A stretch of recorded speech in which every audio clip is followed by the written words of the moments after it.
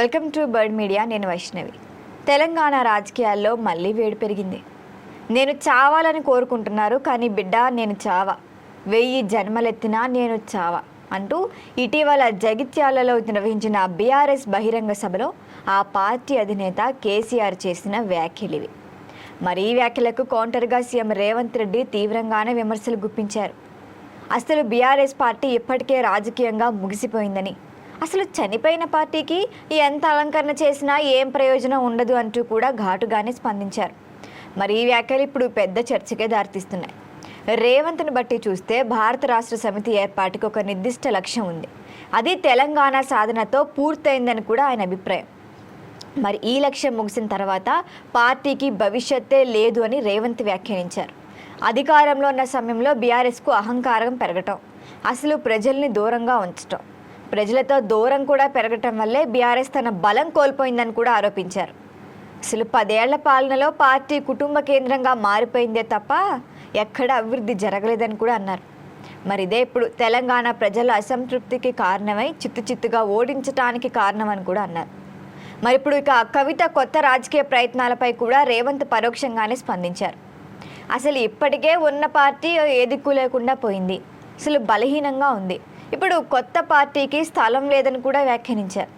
మరి ఈ వ్యాఖ్యలు కవిత రాజకీయ అడుగులపై కూడా నేరుగా కాకపోయినప్పటికీ ఇండైరెక్ట్గానే ఆమెకి కౌంటర్ వేశారు రేవంత్.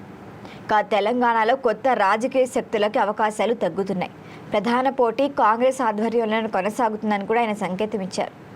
మరి రేవంత్ ఈ సందర్భంగా మరొక అంశాన్ని కూడా ప్రస్తావించారు, అదే ప్రజలతో అనుబంధం. బీఆర్ఎస్ నాయకత్వం ప్రజలతో అనుబంధాన్ని కోల్పోయింది. అయితే ఉద్యమ కాలంలో బీఆర్ఎస్తో భావోద్వేగ బంధం ఏర్పడింది ప్రజలకి. కానీ అధికారంలోకి వచ్చిన తర్వాత వాళ్ళని క్రమక్రమంగా దూరంగా పెట్టడం, వాళ్ళతో కలవటం తగ్గిపోయిందని కూడా ఆయన విమర్శించారు. మరి అదే సమయంలో 2023 తర్వాత జరిగిన ఎన్నికల్లో బీఆర్ఎస్ను వరుసగా ఓడించడం కూడా కాంగ్రెస్ బలాన్ని పెంచిందని చెప్పారు. ఈ వ్యాఖ్యలు కేవలం రాజకీయ విమర్శలే కాకుండా తన ప్రభుత్వ పనితీరుపై నమ్మకాన్ని చూపించే ప్రయత్నంగా కూడా చూడొచ్చు. మరి ఈ పరిణామాలు బీఆర్ఎస్లో అంతర్గత చర్చలను మరింత వేడెక్కించే అవకాశం ఉంది. ఇప్పటికే పార్టీ భవిష్యత్తు నాయకత్వంపై జరుగుతున్న చర్చలకు రేవంత్ వ్యాఖ్యలు మరింత ఊపునిచ్చాయి. మరొక వైపు కాంగ్రెస్ పార్టీ తన స్థానాన్ని బలపరుచుకునేందుకు ఈ పరిస్థితులను ఉపయోగించుకుంటుందనే సంకేతాలు కనిపిస్తున్నాయి. కాకపోతే రాజకీయాల్లో పరిస్థితులు ఎప్పటికప్పుడు మారుతుంటాయి. ఒక పార్టీ ముగిసిపోయిందనే వ్యాఖ్యలు తరచూ వినిపించినప్పటికీ అదే పార్టీ తిరిగి పుంజుకున్న ఉదాహరణలు కూడా చాలానే ఉన్నాయి ఈ ఎలక్షన్స్లో. మరి బీఆర్ఎస్ విషయంలో కూడా ఇదే ప్రశ్న నిలుస్తోంది.